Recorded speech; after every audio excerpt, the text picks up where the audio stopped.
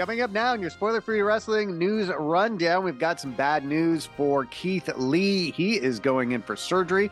We've also got some news concerning Deonna Purrazzo and also a injury update for Dakota Kai. All that and more coming up now. All right, so we got some unfortunate news concerning Keith Lee. Of course, Keith Lee was pulled from AEW World's End.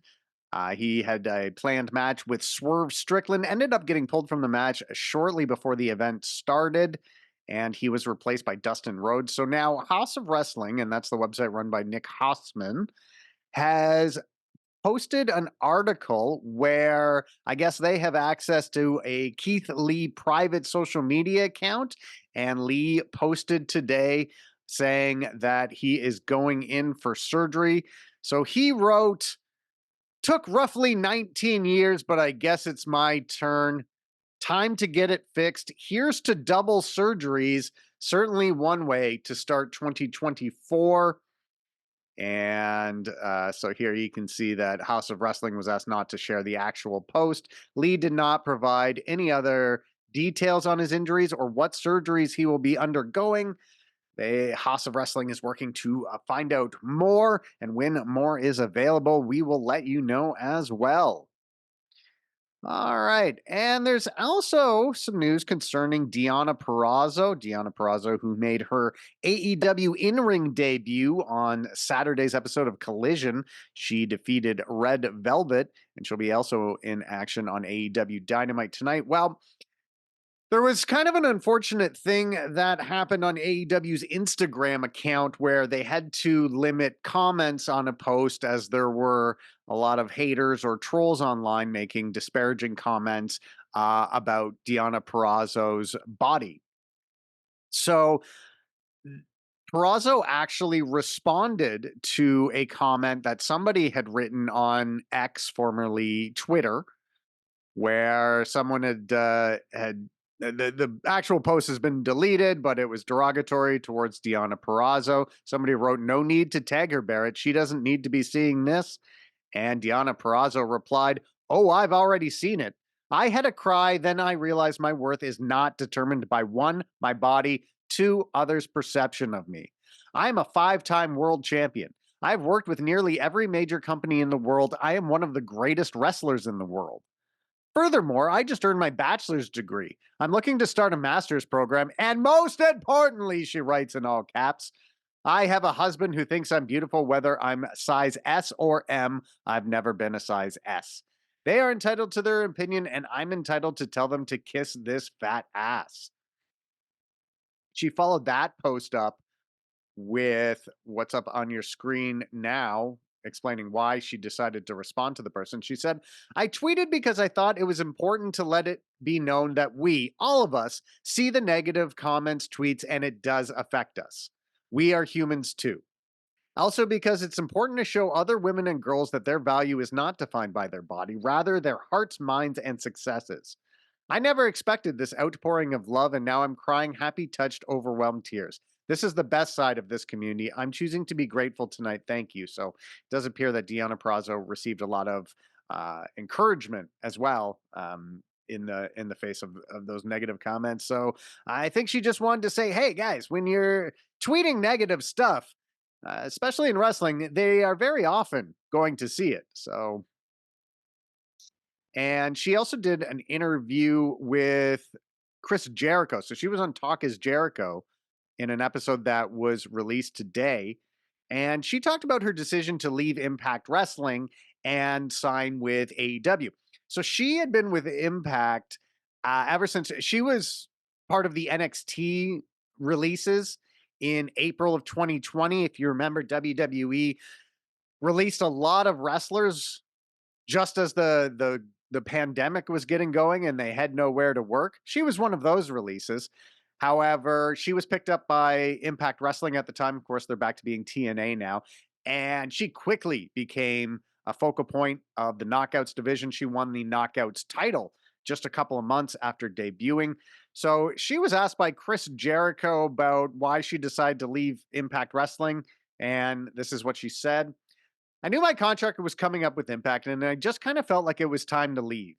like, I kind of felt like if it was time to leave, it would be now.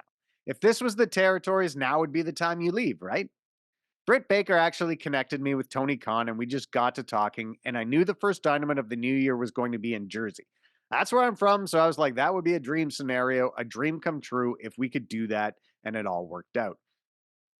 She continued, I was the champion for a very long time in Impact. I got to work with all of the women that were in our locker room, and it was just like, what other stories are there to tell? Everyone's kind of put me over at that point. I've beaten everybody. They kind of figured maybe I was on my way out, so I got to do the favors and put everyone else over on my way out. It's just kind of like, what else is there to do? There's no one new coming in that I can work with. I don't know what else there is to tell here. So, of course, Deonna Purrazzo, she debuted on the January 3rd edition of Dynamite, confronting Mariah May. She made her in-ring debut on Saturday, defeating Red Velvet. She is now scheduled to face Anna Jay on Dynamite tonight. All right. Dustin Rhodes, who will challenge for the TNT Championship tonight, he took part in an interview with Sports Illustrated, and he actually said, he was asked about Cody possibly main eventing WrestleMania 40 against Roman Reigns, but also now the possibility that that spot might go to The Rock. So Cody, in this interview, he said, and it's up on your screen now, I hope Cody's in the main event spot against Roman, or it's going to be The Rock. If it is The Rock, I'm pissed. This is Cody's time. He is becoming the face of the company and it's paying off, but I get it. If it's The Rock, it's still good business. I understand that there are a lot of people who love seeing The Rock, but I still think it's Cody's moment. All right. Also concerning AEW, they released a new video game today. It's an iOS mobile game called AEW Rise to the Top. Take another look at what it is here. And that's about all they got. So on Google Play, it says become a part of AEW as you rise to the top on the hottest roster in the wrestling business. Go on tour with Dynamite, Rampage, Collision, House Rules, and weekly special events. All Elite Wrestling Idol Sports Experience allows you to unlock all of your favorite wrestlers, upgrade and send them into battle to fight against classic AEW opponents. Become part of the feuds as you enjoy custom storylines and championship feuds. So if you're into that kind of thing, you can download AEW Rise to the Top. Hopefully you won't get lost in the shuffle and end up in Ring of Honor. All right, so Will Ospreay wrestled on the Sunday TV tapings for TNA Wrestling. So his weekend was Saturday in San Jose for New Japan Pro Wrestling. Then on Sunday, he went out to Las Vegas and he wrestled Josh Alexander on the TNA Wrestling tapings. That match is actually going to air on Impact on TNA's weekly show. Well, TNA Impact. It's going to air on TNA Impact on Thursday. So he just wrote a little something just to say thank you to the TNA team. He's talked a lot about how he was a big fan of TNA growing up.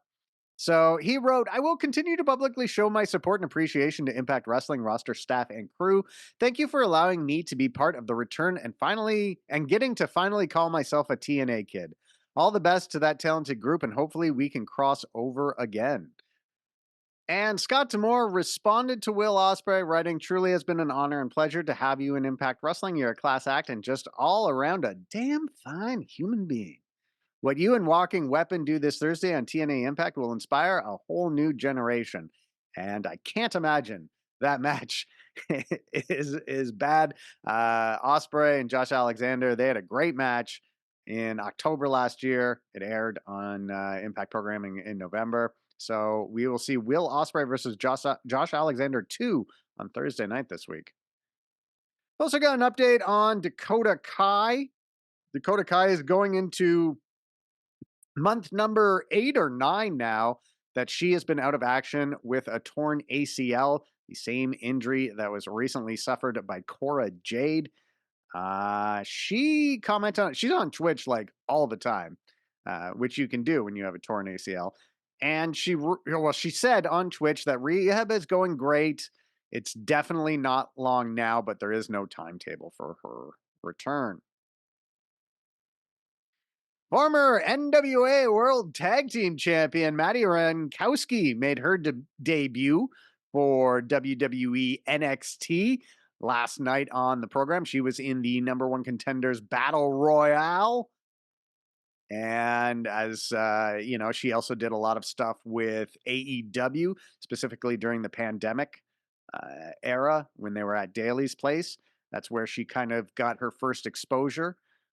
After that, she moved on to the NWA, where she was very successful as well. Now in NXT, and it didn't take long for her to get in the mix of things either. So Maddie Rankowski, now known as Ren Sinclair, is about to make her mark in WWE, it looks like.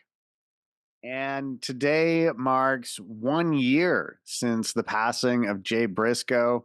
Can't believe it has been a year already since we lost Jay Brisco. It does not seem like that long at all. AEW wrote on X, known worldwide as Jay Brisco, he was a star in ROH for over 20 years, capturing the ROH World Championship twice, and along with his brother Mark, dominated the tag team division, winning the ROH World Tag Team Championship, a record-setting 13 times. So I wonder if there might be some acknowledgement of the 1 year anniversary of Brisco's passing on the show tonight. We'll just have to see. Speaking of tonight's show, up on your screen now is what is planned for tonight's AEW Dynamite from the North Charleston Coliseum in North Charleston, South Carolina. Not a great crowd, or not a lot of tickets out for this show, according to Wrestle Tickets. About 12 hours ago, just 2,280 tickets have been distributed to the show. However, they might have a good walk-up. Also, yesterday, we said that there was just 5,700 fans going out for WWE Raw. They actually got up over 6,000 there as well. So anyway, tonight we will hear from the Young Bucks and their newly groomed mustaches as they look to be facing Darby Allin and Sting in Sting's final match at Revolution. Deonna Purrazzo is back in the ring. She'll take on Anna Jay with Timeless Tony Storm on commentary. The ROH six-man tag team championships are being defended tonight as the Mogul Embassy's Brian Cage and the Bishop Khan and Toa Leona, the Gates of Agony, along with Prince Nana, they will defend against Bullet Club Gold's Jay White and the Guns. And I wonder, a title change is possible there? We could possibly see Bullet Club Gold become the new ROH six-man tag champions tonight.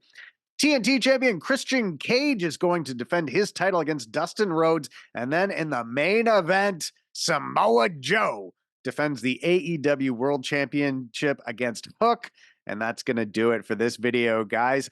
Thanks once again. Don't forget to hit the like button and smash the subscribe button. Is that what I'm supposed to say?